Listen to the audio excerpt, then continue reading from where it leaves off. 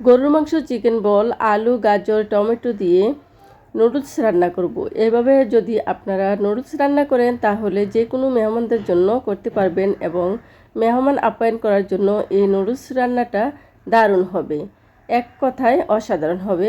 আপনারা অবশ্যই এভাবে একবার নুডলস রান্না করে দেখবেন, খেতে দারুণ মজা লাগবে। প্রথমে আমি নুডলসগুলোকে সিদ্ধ করে নিচ্ছি। 50%-এর মতো প্রথমে সিদ্ধ করে নিচ্ছি, বাকিটা রান্নার সময় সিদ্ধ হবে। এখানে আমি নিয়ে নিচ্ছি 2 প্যাকেট নুডলস। চিকেন নুডলস নিয়েছি 2 প্যাকেট, আলু নিয়েছি একটি কুচি করে, চিকেন বল নিয়েছি 5টি, 3-4 টুকরো গরুর মাংস ছোট ছোট কিউব করে কেটে নিয়েছি, ম্যাজিক মশলা নিয়েছি 1 প্যাকেট। চুলায় একটি প্যান বসিয়ে দিয়েছি, প্যান গরম হয়ে এলে দিয়ে দিচ্ছি তেল। পরিমাণ মতো তেল দিয়ে দিচ্ছি, আপনারা আপনাদের পরিমাণ মতো তেল দিয়ে দিবেন। তেল গরম হয়ে এলে দিয়ে দিচ্ছি পেঁয়াজ কুচিগুলো। পেঁয়াজের সাথে দিয়ে দিচ্ছি 2-3 টুকরো রসুন কোয়া কুচি করে। মশলা কষানোর জন্য দিয়ে দিচ্ছি পানি। দিয়ে দিচ্ছি 1 চামচ লবণ, দিয়ে দিচ্ছি 1/2 চামচ হলুদ গুঁড়ো, 1/2 চামচ ধনিয়া গুঁড়ো, 1/2 চামচ মরিচ গুঁড়ো। মশলাগুলো দিয়ে ভালোভাবে নেড়েচেড়ে মিক্সড করে দিচ্ছি। দিয়ে দিচ্ছি গরম মশলা গুঁড়া 1/2 চামচ এবং জিরার গুঁড়া 1/2 চামচ। সবগুলো মশলা খুব ভালোভাবে কষিয়ে নিব। মশলাগুলো কষানো হয়ে গিয়েছে, এখন দিয়ে দিচ্ছি গরুর মাংসগুলো।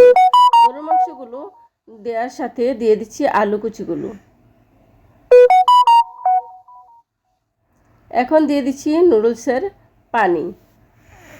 নুডলস সিদ্ধ করার যে পানিটা ছিল ওইটা দিয়েছি এবং আরও সামান্য একটু পানি দিয়েছি মাংসগুলো খুব ভালোভাবে সিদ্ধ হওয়ার জন্য, মাংস এবং আলুটা সিদ্ধ হওয়ার জন্য। এখন দিয়ে দিচ্ছি গাজর কুচিগুলো, গাজরগুলো দিয়ে দিচ্ছি। এখন দিয়ে দিচ্ছি টমেটো কুচিগুলো।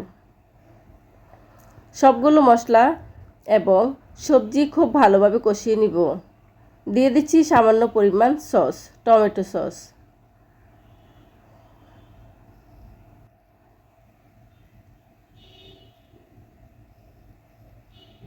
দিয়ে দিচ্ছি 3-4টি কাঁচামরিচ মাঝখান দিয়ে ভেঙে। দিয়ে দিচ্ছি ম্যাজিক মশলা।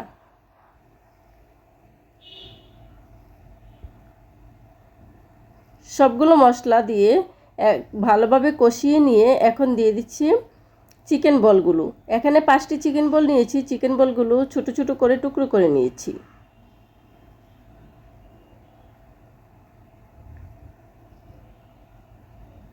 পুরোপুরি সিদ্ধ হয় নাই, এজন্য আরও কিছুটা পানি দিয়েছি ভালোভাবে সিদ্ধ হওয়ার জন্য।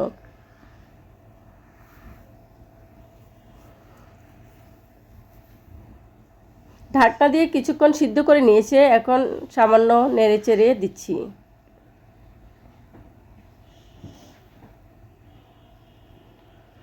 সবগুলো সবজি খুব ভালোভাবে সিদ্ধ হয়ে গিয়েছে, এখন দিয়ে দিচ্ছি নুডলসগুলো।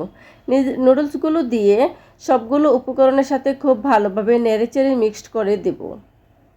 আর খুব ভালোভাবে মিক্সড করা হয়ে গেলেই আমার নুডলস রান্নাটা হয়ে যাবে। আস্তে আস্তে সবগুলো নুডলস খুব ভালোভাবে নেড়েচেড়ে মিক্সড করে দিতে হবে সবজিগুলোর সাথে, সবজি এবং মশলার সাথে। তাহলেই হয়ে যাবে আমার মজাদার নুডলস রান্নার রেসিপি।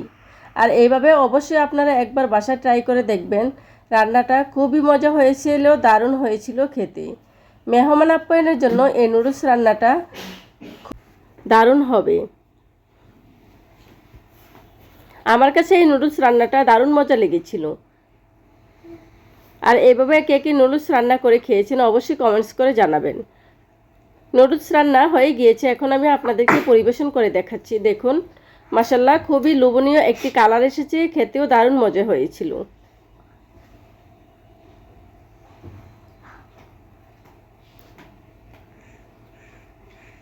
সবাই ভালো থাকবেন, সুস্থ থাকবেন। আল্লাহ হাফেজ, আসসালামু আলাইকুম এবং এভরিডে কুকিংয়ের সাথে থাকবেন।